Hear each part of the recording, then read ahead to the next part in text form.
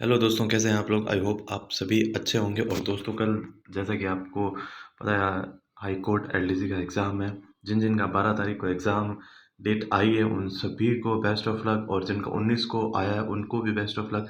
तो दोस्तों, जैसे कि अभी आपका एग्ज़ाम कल ही होने वाला है, तो हमने ये सोचा कि आज आपकी एग्ज़ाम के पर्पज़ से कुछ ऐसी टेस्ट सीरीज़ वगैरह है या फिर ऐसे मॉडल पेपर है जो आपको दें, जिससे कि आपके नंबर जो अभी कम आ रहे हैं, हो सकता है उनके करके जाने के बाद आपके नंबर बढ़ जाए, इंक्रीज़ हो जाए। तो दोस्तों, ये जो टेस्ट सीरीज़ है, और आज हम एक मैराथन भी लेके आएँगे जीके की और इंग्लिश की, तो आप जुड़े रहिएगा हमारे साथ। और उससे पहले ये टेस्ट सीरीज़ देख लेते हैं बिना समय गँवाए। तो आपका फर्स्ट क्वेश्चन ये है, जिस जिले से 70 डिग्री पूर्वी देशांतर रेखा गुजरती है वह कौन सा जिला है? जयपुर, धौलपुर, जैसलमेर या नागौर? इनमें से कौन सा जिला होगा दोस्तों, वो बताना है आपको। तो इसका आपका राइट आंसर होगा जैसलमेर। ठीक है, कुछ कुछ में मैंने आंसर लगाए हुए हैं, कुछ में आंसर नहीं लगाए हुए हैं, तो उनका आंसर मैं आपको बता दूंगा। राजस्थान के राजकीय वृक्ष का नाम क्या होता है? हाँ दोस्तों, एक बात याद और रखिएगा, जो जो आपके राजस्थान के पक्षी हो गया, पशु हो गया, और वृक्ष हो गया, और फूल हो गया, इनके साइंटिफिक नेम्स आपको याद करके ही जाने हैं, चाहे कुछ भी हो जाए। एक ये नाम याद करके जाने हैं। दूसरा ये है दोस्तों कि आपको अगर इम्पोर्टेंट टॉपिक्स लिखने हैं तो अभी अपनी कॉपी उठाइए और कॉपी में लिख लीजिए इम्पोर्टेंट टॉपिक्स आपके जो भूगोल में आने वाले हैं। उनमें से सबसे फर्स्ट रखिए खनिज पदार्थ, क्योंकि खनिज से रिलेटेड पिछली बार भी क्वेश्चन आए थे और हर बार आते ही हैं। और दूसरी बात कि आपका जो राजस्थान का सामान्य परिचय होता है ना, सामने वाला सामान्य परिचय होता है, वो परिचय आप याद करके रखिए, ठीक है। और तीसरा है आपका उद्योग। उद्योगों से 2-3 क्वेश्चन बनते हैं, तो आपको उद्योग भी याद करके रखने पड़ेंगे कि कौन कौन सा उद्योग है, आपका कौन सी जगह है। और तीसरी है आपके जनगणना, ठीक है। तो जनगणना जो कि अभी लेटेस्ट हुई है वो याद करके रखनी है। और फिर है आपके नहरें, नदियाँ और बांध। ये टॉपिक में से कम 4 क्वेश्चन पूछते हैं, कम से कम। और फिर है आपका परिवहन। परिवहन में आपके इतने क्वेश्चन नहीं पूछते हैं, बट आप याद कर लीजिएगा। और एकदम लास्ट और most important topic, current affair. आपका करंट अफेयर क्लियर होना चाहिए, आपके राजस्थान का भी और इंडिया का भी। ठीक है दोस्तों, तो अब नेक्स्ट क्वेश्चन पे चलते हैं। जैसे कि राजस्थान के राजकीय वृक्ष का नाम क्या है? इसका आंसर होगा प्रोसेपिस सेनेरिया। ठीक है। राजसमंद जिला कब बना था? तो दोस्तों, राजसमंद जिला बना था 10 अप्रैल 1991 में बना था। और उसके बाद आपके नेक्स्ट आंसर है, क्वेश्चन है, राजस्थान राज्य की सीमा कितने राज्यों से लगती है? राजस्थान राज्य की सीमा आपके 10, 6, 5, 8 इनमें से कौन से या कितने राज्यों से लगती है? आपके जिले से लगती है 5 से। ठीक है, 5 जिलों से लगती है। इसका आंसर होगा बी। राजस्थान का सबसे ऊंचा पठार कौन सा है? राजस्थान का सबसे ऊंचा पठार दोस्तों, ये याद रखिएगा, इंपॉर्टेंट क्वेश्चन है। ये इंपॉर्टेंट क्वेश्चन है आपका, उड़िया का पठार। ठीक है। उदयनाथ पर्वत राजस्थान के किस जिले में स्थित है? अब आपको बताना, उदयनाथ पर्वत है वो राजस्थान के किस जिले में स्थित है? वो स्थित है अलवर में। राजस्थान के किस जिले में जलोढ़ मृदा पाई जाती है? यानी कि जलोढ़ मृदा जो होती है वो कौन से जिले में पाई जाती है? तो वो आपके जलोढ़ मृदा पाई जाती है भरतपुर और धौलपुर जिले में पाई जाती है। ठीक है दोस्तों, अब इसमें है, इनमें से किस नदी को कांठल की गंगा कहा जाता है? कांठल की गंगा कौन सी नदी को कहा जाता है? जाखम, बनास, संबल या माही? इनमें से कौन सी नदी होती है जिसको कांठल की आपके गंगा कहा जाता है? तो इसका राइट आंसर होगा ए, माही को। इनमें से कौन सी झील मीठे पानी की झील है? तो मीठे मीठे पानी की आना सागर, राजसमंद, पिछोला, ये चूंकि ये तीनों ही मीठे पानी की झील है, तो इसका हो जाएगा उपयुक्त सभी।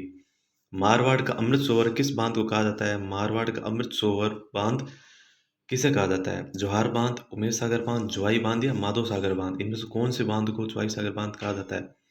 तो आपका राइट आंसर हो जाएगा जवाई बांध। ठीक है। राजस्थान के सर्वाधिक सिंचाई किससे की जाती है? राजस्थान में सर्वाधिक सिंचाई तालाबों द्वारा, कुओं द्वारा, नहरों द्वारा या इनमें से कोई नहीं? बताइए ऑप्शन। इनका राइट आंसर होगा सी, कुओं द्वारा। बीड़ घास के मैदान का संबंध राजस्थान के किस जिले से है?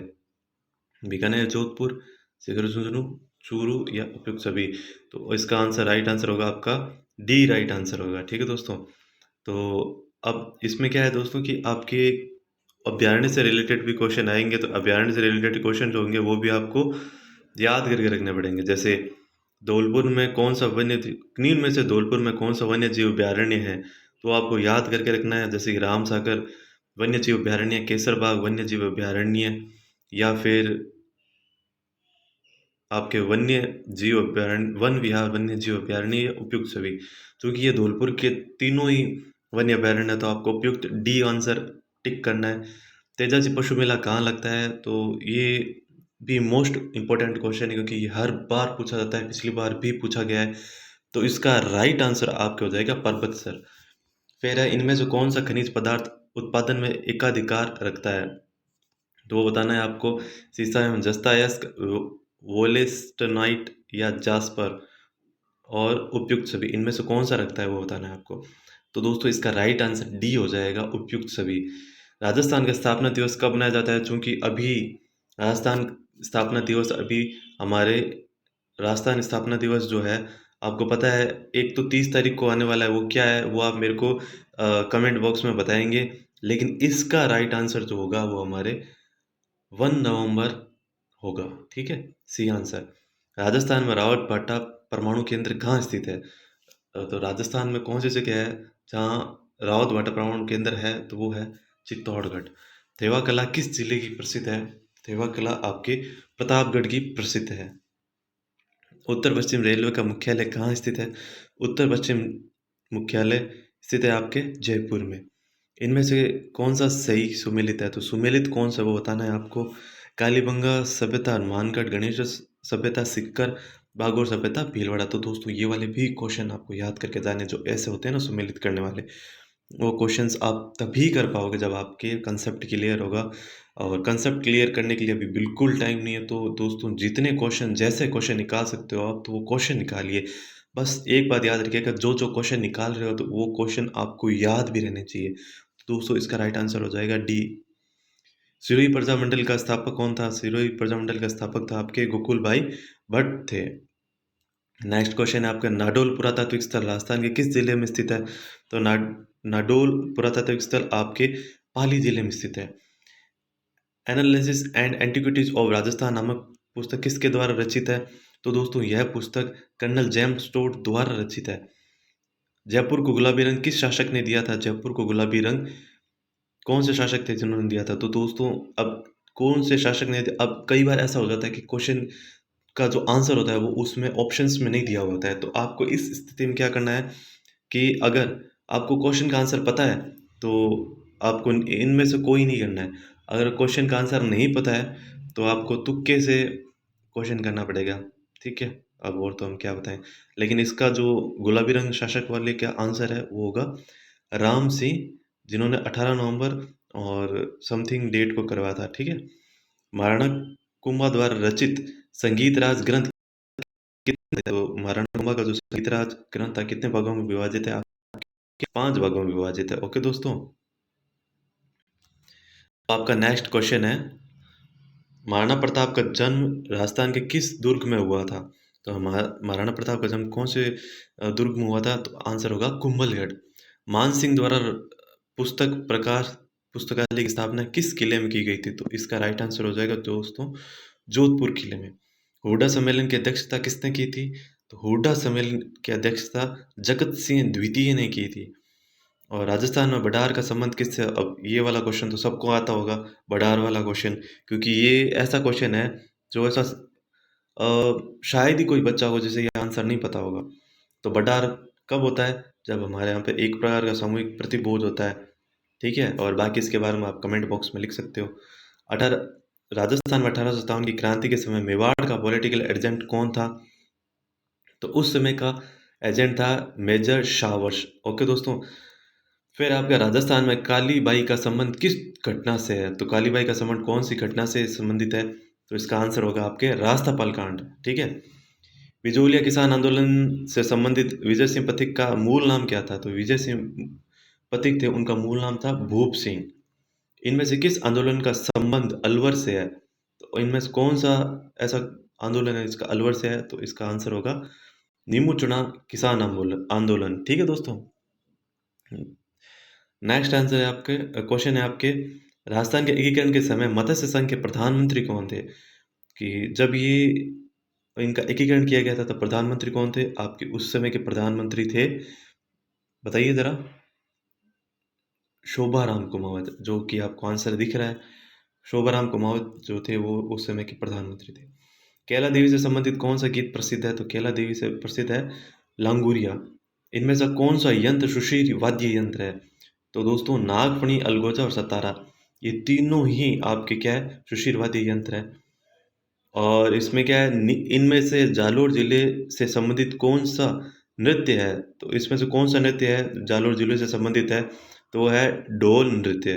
तो ढोल नृत्य वो क्या है? जालोर जिले से संबंधित है।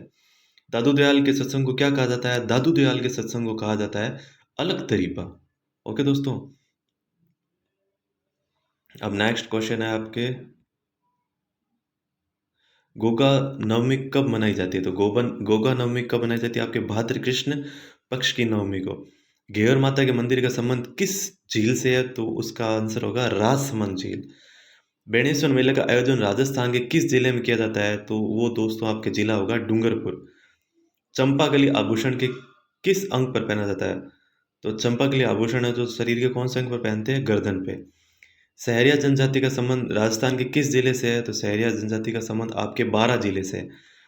राजस्थान बजट 2022-23 की घोषणा कक्षा 1 से 8 तक बच्चों को सप्ताह में कितने दिन दूध दिया जाएगा? तो वो दूध आपको दिया जाएगा 2 दिन, यानी कि सॉरी, बच्चों को दूध दिया जाएगा। शेयर मार्केट के किंग कहे जाने वाले राकेश झुनझुनवाला का संबंध राजस्थान के किस जिले से है? इनका हाल ही में निधन हुआ है। तो दोस्तों एक बात और याद रखना कि आपके एग्जाम से जस्ट पहले, यानी कि अभी हमारा चल रहा है मार्च, ठीक है, यानी कि हमें जनवरी से लेके मार्च तक का जो भी करंट है वो याद करके ही जाना है, क्योंकि इसमें से आपके कम से कम 3 से 4 क्वेश्चन बनते ही हैं। जैसे आपने पिछली बार वाला पेपर देखा होगा तो आपको आइडिया होगा। तो उसी बेसिस पे कह रहे हैं कि आप जनवरी से लेके मार्च तक का करंट आप पढ़ के जाएं। चलो मार्च का भी नहीं करें तो आप कम से कम आप फरवरी तक कर लें, ठीक है दोस्तों, लेकिन करके ज़रूर जाइए, आपके लिए बहुत ही ज़्यादा बेनिफिट होगा। और भारत की पहली अंडर वाटर मेट्रो का उद्घाटन राजस्थान के किस शहर में किया गया है? तो उसका आंसर आपके क्या होगा, बताइए दोस्तों? उसका आंसर होगा आपका कोलकाता में। हिमालय पर्वत एक मुख्य प्रकार का है, क्या है? नवीनतम वलित पर्वत है। फिर आपके अंडमान और निकोबार द्वीप समूह में सबसे अधिक ऊंचाई पर कौन सी चोटी है? तो इसका आंसर हो जाएगा आपके सेडल पीक है, जो सबसे ऊंचाई की चोटी है। भारत में कितने राज्य समुद्र तट रेखा से लगे हुए हैं? तो इसका आंसर हो जाएगा आपके 9। और भारत के उस राज्य का नाम बताइए जिससे कर्क रेखा गुजरती है, ठीक है? तो उसका आंसर है झारखंड। अब दोस्तों जैसे कि आपके ये हो गए हैं आपके जीके के क्वेश्चंस, अब हम लेंगे हिंदी के क्वेश्चंस। जो आपके हिंदी के क्वेश्चंस हैं वो लेंगे। तो दोस्तों अब बताइए कि भवदीय में कौन सी संधि है? तो भवदीय में आपके संधि हो जाएगी, अब ये ऐसा क्वेश्चन है, इसका आंसर भी अभी मैं बताऊंगा, तो क्या बात। तो इसका आंसर आपके हो जाएगा बी, व्यंजन संधि, क्योंकि भवदीय, ठीक है। निस्तेज का संधि विच्छेद क्या होगा? निस्तेज का संधि विच्छेद क्या होगा? तो ये आपको आंसर बिल्कुल हर एक बच्चे को पता होगा। तो इसका आंसर हो जाएगा सी, नी प्लस तेज। तो वो जब वो विसर्ग घटेगा, तो जब उसका आंसर लिखेंगे तो विसर्ग की जगह स आ जाएगा आधा, ठीक है। प्रत्यर्पण, तो अब ये ऐसा संधि विच्छेद है जो लगभग पता होगा बच्चों को। तो इसका फर्स्ट अक्षर मैं बता देता हूँ, बाकी आप अपनी तरफ से देख लेना। जैसे इसका प्रति आएगा, तो प्रति तो निश्चित है। अब देखो प्रति आएगा, क्यों आएगा? क्योंकि प्रत य जुड़ा हुआ है, तो यह जुड़ा है तो कौन सी संधि हो जाएगी? यण संधि हो जाएगी, ठीक है। तो य, अब इसमें क्या आ जाएगा? अर्पण, प्रति प्लस अर्पण, तो अर्पण यानी ए आंसर हो जाएगा। फिर आपका सद्भाव का संधि विच्छेद क्या होगा? सद्भाव यानी सत प्लस क्या होगा बताओ दोस्तों? सत प्लस भाव, तो क्या हो जाएगा? सद्भाव। भरपेट में कौन सा संधि समास होगा? तो इसका आंसर होगा ए, अव्ययीभाव। हितकारी में कौन सा समास होगा? तो दोस्तों इसका हो जाएगा सी, तत्पुरुष समास। दूरदर्शन का समास विग्रह क्या होगा? अब ये भी ऐसा क्वेश्चन है जो कि आपको थोड़ा कंफ्यूजेबल है, यानी इसका आंसर हो जाएगा बी, दूर से दर्शन। सज्जन में कौन सा समास होता है? तो सज्जन में कौन सा समास है आपके, बताइए जरा। हाँ, कर्मधारय समास, इनमें से सॉरी दोस्तों, इनमें से नी उपसर्ग से बना शब्द कौन सा है? तो इसमें आंसर क्या होगा? नी उपसर्ग से बना हुआ। लगभग देखो, नियुक्ति, निगम और निपुण ये सारी नी से बने हुए हैं, तो उपयुक्त सभी हो जाएगा। और पर्यवेक्षक में कौन सा उपसर्ग है? तो अब इसमें आपको बताना है पर्यवेक्षक में कौन सा है, तो परि उपसर्ग है।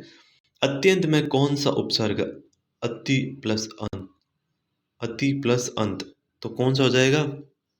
डी। लुहार में मूल शब्द क्या है? लुहार में आपके जो मूल शब्द होते हैं उसमें मूल शब्द क्या है? तो इसमें हो जाएगा लोहा। आई प्रत्यय से शब्द कौन सा बना है? तो आई शब्द, आई प्रत्यय से बना है आपके लिखाई, लड़ाई और चढ़ाई, ये तीनों ही। मधुरिमा में कौन सा प्रत्यय है आपके? तो इसका आंसर हो जाएगा ईमा। इनमें से बोरा का पर्यायवाची कौन सा नहीं है? आपको जो बोरा का पर्यायवाची वो नहीं है वो बताना है, तो इसका आंसर हो जाएगा पीनाकी। सॉरी, कला, मरीचि, मयूख, रश्मि, यह सब किसके पर्यायवाची है? तो इसका आंसर हो जाएगा आपके सी आंसर, किरण के। इनमें से असंगत युग्म को पहचानना है, तो असंगत युग्म कौन सा होगा 67 में? तो इसका आंसर हो जाएगा आपका सेना का पर्यायवाची होता है रिपु। इनमें से कौन सा विलोम युग्म सही है? तो इसका आंसर आपके क्या हो जाएगा? ऋचु वग्र। गणतंत्र का विलोम शब्द क्या होता है? तो इसका गणतंत्र का विलोम शब्द होगा आपका राजतंत्र।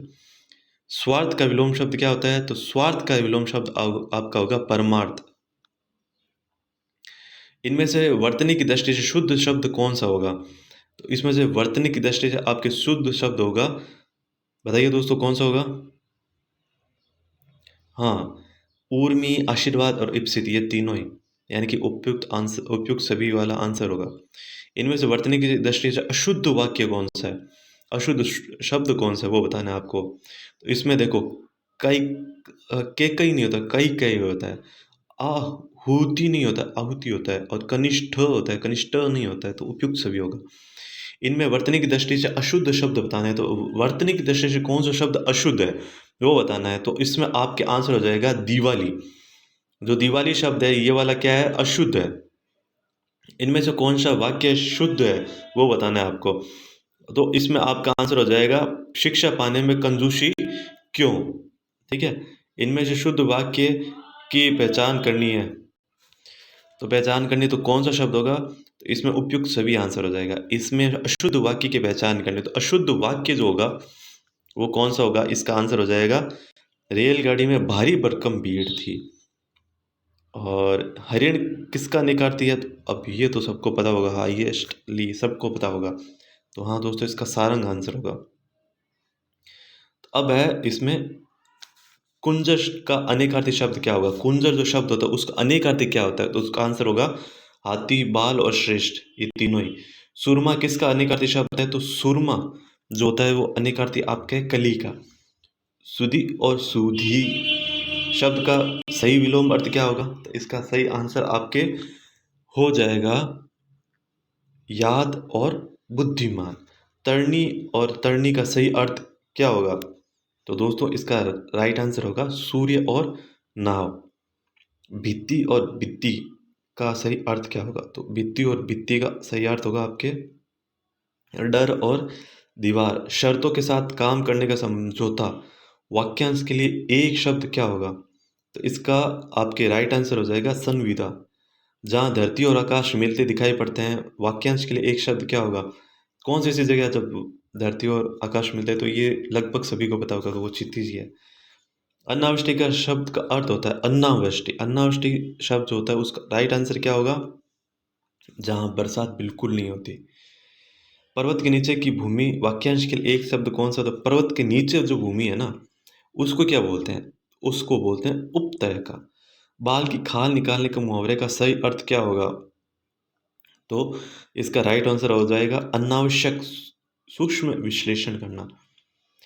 एक अनार और 100 बीमार लोगोक्ति का अर्थ क्या हो जाएगा? कि चीज़ थोड़ी और चाहने वाले अधिक। आस्तीन का सांप होने का सही अर्थ क्या होगा? ये तो ट्रेंडिंग चल रहा है अभी, है ना? हर किसी के साथ यही हो रहा है, मेरे साथ भी हो गया। तो इसका राइट आंसर हो जाएगा कपटी मित्र। डाक के 3 पात होना, वाक्य का सही अर्थ क्या होता है? तो इसका राइट आंसर होगा डी, सदैव एक सी स्थिति बनी रहना। अब नेक्स्ट है आपका कान का कच्चा होना, वाक्य का सही अर्थ क्या होगा? इसका राइट आंसर होगा आपके सुनी बात पर विश्वास करना, यानी जो सुनी सुनाई बात पर विश्वास कर लेते हैं। किसी बात पर बार बार जोर देना, वाक्यांश के लिए एक शब्द क्या होगा? तो इसका राइट आंसर हो जाएगा आपके आग्रह करना। मरने की इच्छा, वाक्यांश के लिए एक शब्द क्या होगा? तो इसका राइट आंसर आपके हो जाएगा मुमूर्षा। धनंजय का अनेकार्थी शब्द क्या होता है? तो धनंजय का अनेकार्थी शब्द आपके अग्नि और अर्जुन दोनों होता है। इनमें से बहुवाच्य से संबंधित वाक्य कौन सा है? इसमें आपके राइट आंसर हो जाएगा डी, उपयुक्त सभी। गुड़ाकेश किसका प्रावचित शब्द है? तो ये सबको पता है कि शिव और अर्जुन दोनों को गुड़ाकेश बोलते हैं। इनमें से अ प्रत्यय से बना शब्द कौन सा है? तो इसमें देखो दोस्तों, लगभग सारे अ प्रत्यय से बने हुए हैं, तो उपयुक्त सभी हो जाएगा। चिड़ी मार में कौन सा समास है? तो चिड़ी मार में आपके कर्म तत्पुरुष है, ठीक है। जंगम का विलोम शब्द क्या होता है? तो जंगम के आपके विलोम शब्द होता है स्थावर।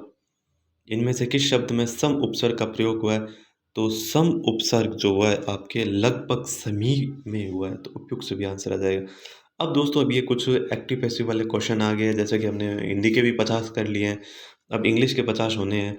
तो दोस्तों, अभी तक आपने हमारे चैनल को अगर सब्सक्राइब नहीं किया है तो प्लीज़ सब्सक्राइब कर दीजिए। और सब्सक्राइब करने से आपको फ़ायदा ही होएगा कि जो भी हमारी चैनल पर वीडियोज़ आएगी टेस्ट सीरीज से रिलेटेड या मॉडल पेपर से रिलेटेड या इम्पोर्टेंट क्वेश्चन से रिलेटेड, तो वो आपके पास डायरेक्टली आ जाएगी, यानी कि आपको नोटिफिकेशन आ जाएगा और आप उसे हाथों हाथ देख लेंगे। और ये दोस्तों, ये जो मॉडल पेपर या जो भी टेस्ट सीरीज मैं अपलोड कर रहा हूँ या फिर कोई और अन्य जो चैनल है जो आज के दिन अपलोड हो रही है, तो वो प्लीज़ देख के ज़रूर जाएं, ठीक है। क्योंकि ये हो सकता है आपकी जो पेपर हो उसमें ज़्यादा नहीं, कम से कम आपके 10 नंबर तो बना ही देगी, इतना गारंटी है। क्योंकि ऐसा ऐसा कोई भी मॉडल पेपर नहीं होगा जिसमें से आपके नंबर ही नहीं बनेंगे। किसी न किसी टेस्ट सीरीज़ से आपके नंबर ज़रूर बनेंगे। और दोस्तों, अपनी जो model paper sorry OMR sheet जो होगी, जो एग्ज़ाम में आएगी, तो उसको ध्यान से भरिएगा। ये आप ध्यान रखिएगा ताकि उसमें कोई क्वेश्चन आपका छूट ना जाए या किसी क्वेश्चन को ऊपर नीचे आंसर नहीं लिखते हैं, ठीक है। तो हैव दिस लॉक ब्रोकन, तो इसका राइट आंसर क्या होगा आपका? इसका राइट आंसर हो जाएगा get someone to break this lock. तो ये वाले क्वेश्चंस आप जरूर करके जाएं दोस्तों। नेक्स्ट आपके पैसिव वॉइस का ही है, हु नोज यू, तो इसका राइट आंसर हो जाएगा by whom are you known, ठीक है। तो इसका राइट आंसर हो जाएगा। नेक्स्ट है आपके वी एक्सपेक्ट गुड न्यूज़, तो इसका राइट आंसर आपके हो जाएगा, राइट आंसर क्या होगा आपका? Good news is us। Next है आपका open the door, open the door का राइट आंसर क्या हो जाएगा? इसका राइट आंसर हो जाएगा आपके लेट द डोर बी। फिर है आपका डायरेक्ट और इनडायरेक्ट से क्वेश्चंस, तो she said to girls did you do this, तो इसका राइट आंसर क्या हो जाएगा? इसका राइट आंसर ए हो जाएगा, she asked the girl if she had done that. Next है the police said to the thief don't move, इसका राइट आंसर क्या हो जाएगा? The police ordered the thief not to move. Next है आपके he said we have done our work, तो इसका right answer क्या हो जाएगा? इसका राइट आंसर होगा B, he said that they had done their work. Next है आपके डायरेक्ट इनडायरेक्ट से ही, तो नेक्स्ट आपके डायरेक्ट इनडायरेक्ट से कौन सा क्वेश्चन है? देखिए, he said we are all sinners, अब वी आर ऑल सिनर्स दिया हुआ है ना, तो इसका मतलब क्या है दोस्तों कि ये जो अंदर वाला जो आंसर है ना, वो सेम ही रहेगा, ठीक है। अंदर वाला आंसर जो होगा वो सेम रहेगा। कब रहेगा सेम? कब रहेगा सेम? जब वो चीज़ ट्रू होगी, यूनिवर्सल ट्रुथ होगा। तो इसका राइट आंसर डी हो जाएगा, he said that we are all sinners. अब नेक्स्ट है एरर फाइंडिंग करनी है, तो एरर फाइंडिंग में क्या होगा? There is only one of his novels that are interesting. अब देखिए, अब इसमें क्या आपके आंसर होगा? आंसर आपके यहाँ गलती हो गई, इसके सी वाले ऑप्शन में दैट आर इंटरेस्टिंग नहीं होगा, दैट इज इंटरेस्टिंग। इसने बोला है वन ऑफ हिज नॉवेल्स बोला है, ठीक है। It is I who is to blame for his bad situation, तो इसका राइट आंसर क्या हो जाएगा आपके? 110 में जो राइट आंसर होगा वो हो जाएगा आपके बी वाला, ठीक है। He is one of the tallest boy in the class. तो इसका राइट आंसर आपके हो जाएगा बी। ठीक है, 2 and 2 makes 4। अब इसका राइट आंसर क्या हो जाएगा? अब ये तो सबको पता है, इसका राइट आंसर हो जाएगा बी। नेक्स्ट है आपके, I will meet him when he will come. तो इसका राइट आंसर क्या हो जाएगा 113 का? तो इसका हो जाएगा C answer. Synonym of antipathy, antipathy का सिनोनिम क्या होता है? तो इसका आपके राइट आंसर हो जाएगा dislike. Synonym of defer, defer का राइट आंसर क्या होगा? डेफर का आंसर होगा डिले। फिर है सिनोनिम ऑफ इनसाइट, इनसाइट का जो आपका सिनोनिम होगा वो क्या होएगा? तो इसका राइट आंसर आपका हो जाएगा प्रोवोक। और सिनोनिम ऑफ प्रोसीड, प्रोसीड का जो राइट आंसर होगा वो क्या हो जाएगा? आपके आंसर है इसका एडवांस। और सम सिनोनिम ऑफ वेलर, वेलर का सिनोनिम क्या होता है आपके, वो बताना है आपको। तो इसका राइट आंसर आपके हो जाएगा peaceful. Antonym of shallow, shallow का एंटोनिम क्या होता है? इसका राइट आंसर हो गया डीप। एंटोनिम ऑफ सरप्लस, इसका राइट आंसर हो जाएगा आपके जो राइट आंसर होगा उसका सी हो जाएगा deficit. Antonym of morose, antonym of morose, morose का एंटोनिम क्या होता है? इसका होता है A jolly. Antonym of occupy, occupy का जो राइट आंसर होगा वो आपका हो जाएगा quit. Miss Mallika Sarabhai is a stage, इसका 123 का आंसर हो जाएगा आपका आर्टिसाइड। और his dash is going down these days, तो इसका राइट आंसर आपका हो जाएगा sale. This is a dash event of my life, तो ये मेमोरेबल होगा इसका। ठीक है, 125 का मेमोरेबल यानी a answer. It always dash when it rains, तो इसका राइट आंसर हो जाएगा pause. A place for keeping birds, तो बर्ड्स को कीप करने के लिए यानी रखने के लिए कौन सी जगह होती है? अवेयरी होती है। Disease wide spread among many people in the same place और टाइम, एक ऐसी डिजीज जो सेम प्लेस पर सभी बंदों सभी लोगों को हो जाए, तो ऐसी जो चीज़ थी वो हमारे यहाँ पे भी आई थी, उसको हमने एपिडेमिक बोला था, जो कि महाराज कोरोना जी थे। A person who is against idol worship, ऐसा बंदा जो आइडल वर्शिप के अगेंस्ट हो, तो इसका राइट आंसर हो जाएगा आपके आइकोन, आइकोनोलास्ट। ठीक है, वन हु हेट्स मैनकाइंड, जो मैनकाइंड से हेट करे वो कौन होता है? अब ये तो आंसर सभी को पता है, तो इसका क्या आंसर होगा? मिसेंथ्रोप। और नेक्स्ट होगा आपका आंसर, सॉरी, नेक्स्ट वाले का आंसर क्या होगा? Position for which one relieves credits और payment but which doesn't enter work for responsibility, तो इसका राइट आपके आंसर हो जाएगा sinecure. Choose the correct prefix and suffix to make the meaning different. अब प्रीफिक्स और सफिक्स का आंसर देने आपको, आई होप ये सभी को आते होंगे। कॉमेडी, तो कॉमेडी में कौन सा ऐसा सफिक्स यूज करेंगे बताओ? तो इसमें वो करेंगे आई ए एन, जिसमें वाई हट जाएगा। फिर नेक्स्ट है he is so dash that he can not stay in a sentence. अब इसमें कौन सा यूज होगा? इसमें लेस यूज होगा यानी A. Which one of the following suffix can be added to the following word to form a new one paint, new one. अब इसका राइट आंसर क्या होगा? पेंट, पेंट से हम क्या बनाएंगे? पेंटर यानी डी। फिर है इन्फेंट, इन्फेंट, इन्फेंट के पीछे क्या लगाएंगे? क्या लगेंगे बताओ? इन्फेंट्री, इन्फेंट, इन्फेंट सी या इन्फेंट डॉम, क्या होगा? इसका राइट आंसर जाएगा infantry. Select the suitable prefix, prefix बताना है, इससे मेजरेबल से पहले क्या हो जाएगा? मेजरेबल से पहले हम क्या ऐड करेंगे? आई एम यानी सी आंसर। अब इसमें भी सेम ही चीज़ है, नेक्स्ट वाले क्वेश्चन में भी, कि हमें क्या करना है? प्रीफिक्स बताना है इसमें। तो आई एम, प्री और इन और एस, तो इसमें आपके राइट आंसर हो जाएगा D un. I am worried, अभी आपकी प्रीपोजिशन स्टार्ट हो गई।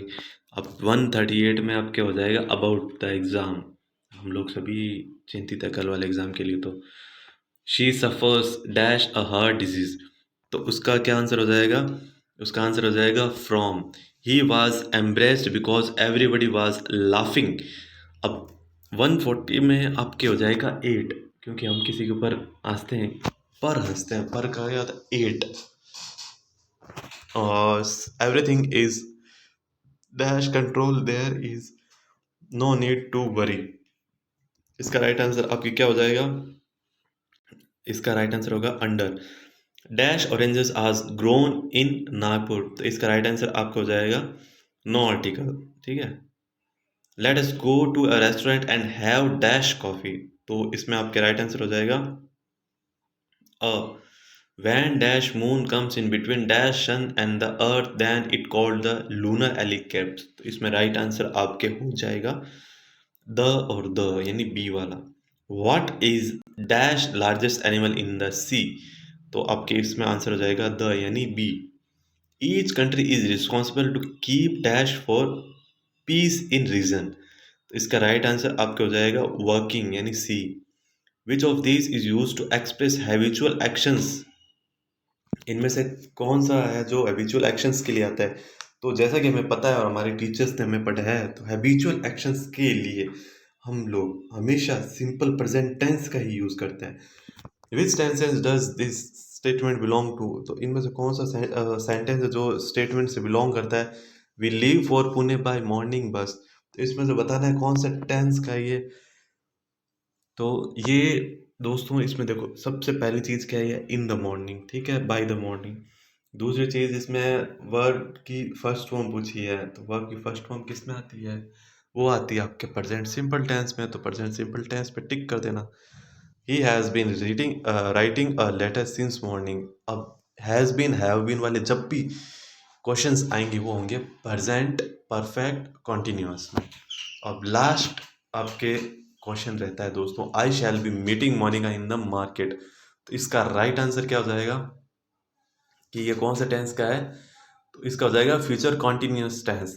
तो दोस्तों अब देखिए हमने पूरे 150 क्वेश्चंस कर लिए और मैं आपको ये गारंटी देता हूँ, क्या गारंटी देता हूँ कि 1 से लेके 150 तक, यानी कि 1 नंबर क्वेश्चन से लेके 150 क्वेश्चंस तक, इनके बीच में कम से कम आपको ऐसे 20 से 30 क्वेश्चंस ज़रूर मिल जाएंगे जो कि आपके एग्जाम में डिट्टो दिए होंगे। क्यों? क्योंकि क्वेश्चन भी यहीं से पूछते हैं ना, वो क्वेश्चन इतने हार्ड नहीं पूछती है हाई कोर्ट। हाई कोर्ट पूछती है आपकी क्वेश्चन, देखो क्वेश्चन का लेवल क्या होता है उनका, एकदम इजीली क्वेश्चन पूछती है। हाँ बस वो है कि वो थोड़ा सा क्वेश्चन को ट्रिकली पूछ लेते हैं, थोड़ा सा घुमा देते हैं।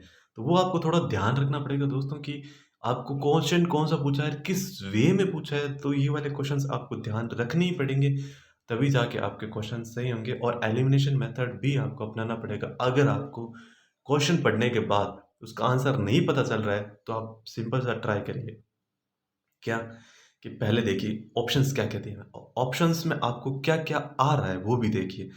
ऑप्शन में जो जो आपका आ रहा है, तो वो आप उसके बेसिस पे आप उसको छाँटते रहिए कि इसमें से फर्स्ट वाला क्वेश्चन का आंसर ये इसका ये वाला आंसर हो सकता है, नहीं हो सकता क्योंकि ये वाला आंसर तो उसका है। तो ऐसा करके आप अगर ऐसे 2 क्वेश्चन सॉरी 2 ऑप्शन पीछे रहेंगे जिनमें से आपको ऐसे कन्फ्यूज़न है, तब वो आपका जो आंसर होगा ना, वो उसका रियल आंसर निकल के आएगा। तो दोस्तों आपको कल के पेपर के लिए और 19 वाले पेपर के लिए बहुत-बहुत बेस्ट ऑफ लक, और पेपर फाड़ के आओ, मज़े करो। ओके दोस्तों।